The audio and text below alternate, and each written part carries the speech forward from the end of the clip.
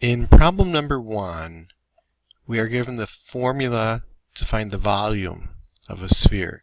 Here's the formula. They want us to find the radius, and they give us the volume. So our volume is 10 inches cubed. I am going to take that and plug it into the original equation. That's where I got the 10. I want to get r by itself. So the first thing I need to do is get rid of 4/3. To get rid of 4/3, I multiply both sides by the reciprocal. So that means this cancels out. So on the right hand side I have pi r cubed.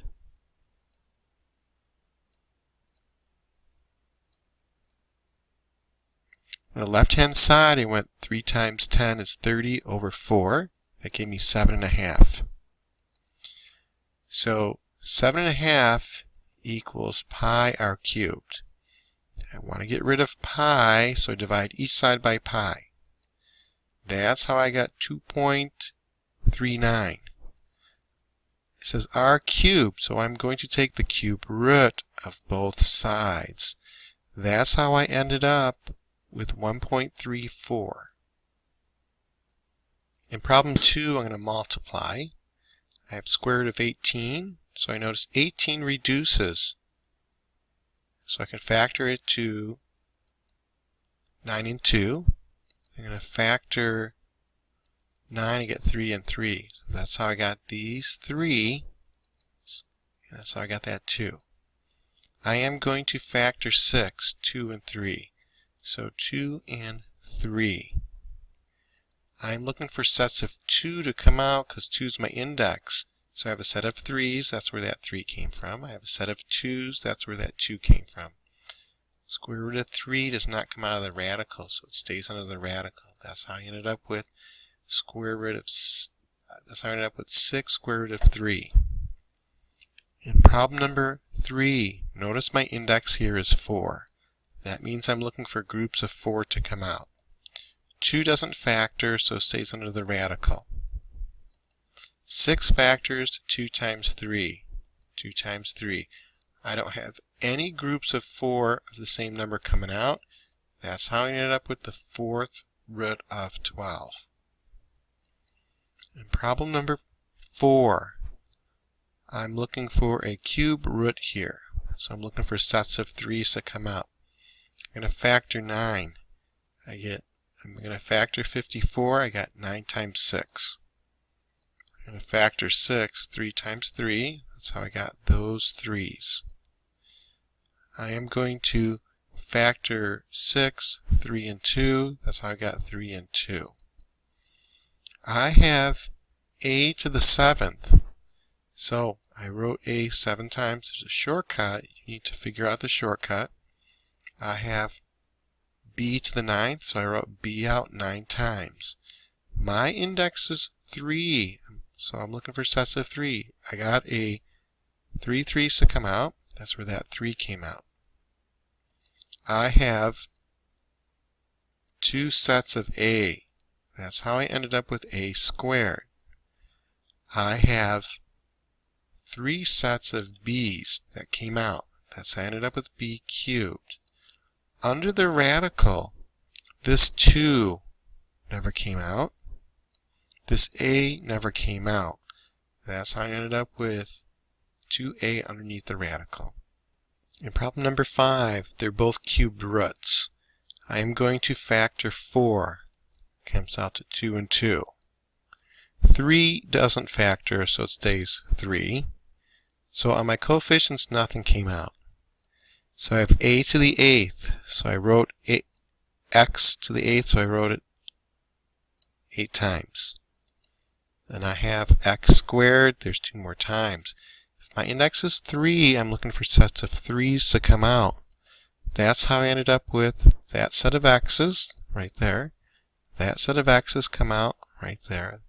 This set of x's come out. That's how I got x cubed.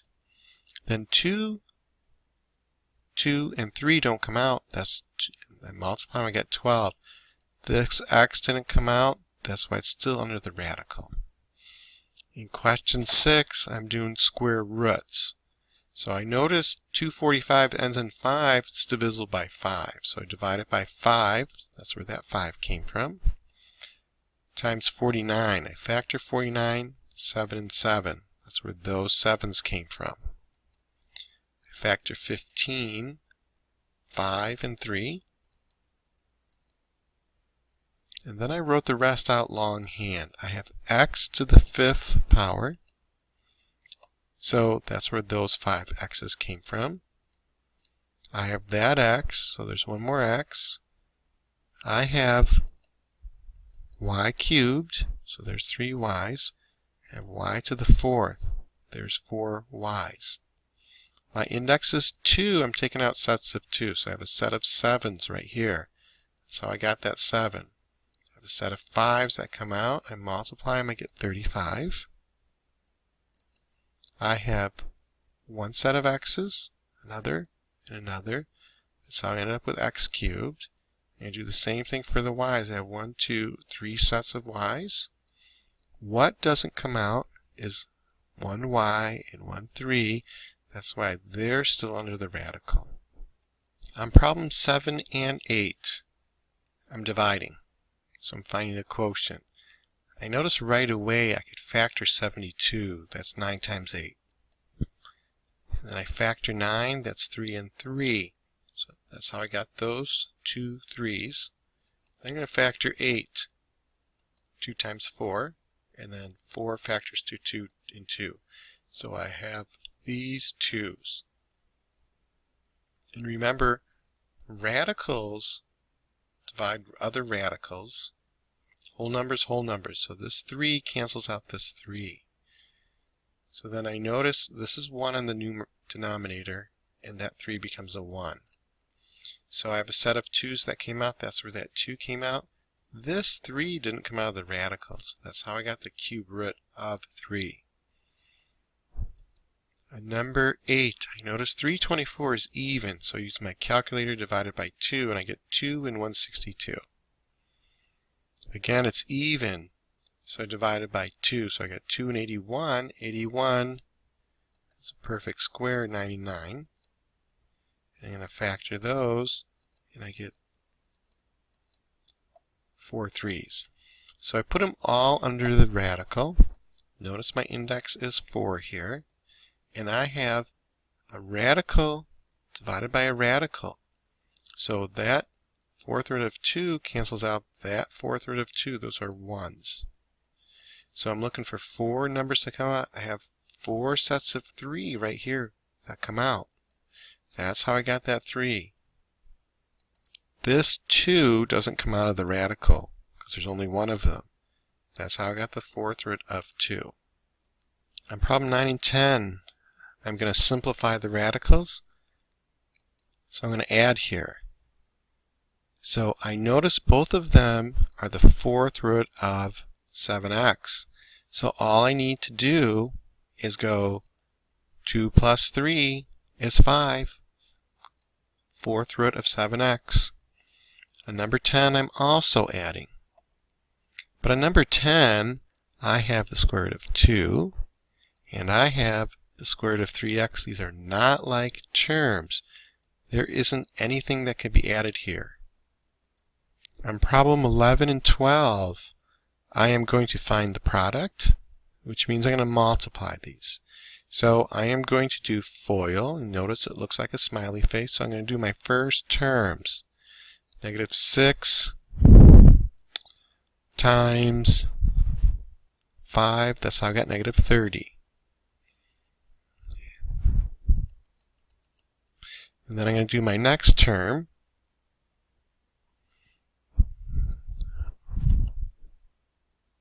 So then I'm going to do my next term. I'm going to do my outer term. So I'm going to go from here to here. Whole number with whole number, radical with radical. Negative 6 doesn't multiply with square root of 2, so that's why I made them separate. And I'm going to do my inner. So I'm going to multiply my inner. These are different terms, so that's why I have negative 5 square root of 2. Then my last term, square root of 2, square root of 2, they're both on the radical. That 2 comes out. So now I'm going to combine like terms. I have negative 30 minus 2. That's how I got negative 32. Then my middle terms are both square root of 2. Negative 6 minus 5 is negative 11. Number 12, I'm doing the same thing. First I'm going to do my first terms. 8 times 8 is 64. Then I'm going to do my outer terms. Here's my outer terms. 8, square root of 3. I'm going to do my inner terms. Here's my inner terms. So I'm going to do 8, square root of 3. Then I'm going to do my last terms. So here's my last terms. Square root of 3, square root of 3. I have a set of 3's that come out. That's how I ended up with this 3. My middle terms cancel each other out. Notice these are conjugates, so there's no middle term. So I end up with 61. On number 13, I'm going to simplify. Notice I have the same base of 19 here. So when I multiply the same base, all I'm going to do is add my radicals. So I have 1/2 plus 1/2. That would be my rational exponent. That's 19 to the first power, which is the same as 19. Number 4, I don't have the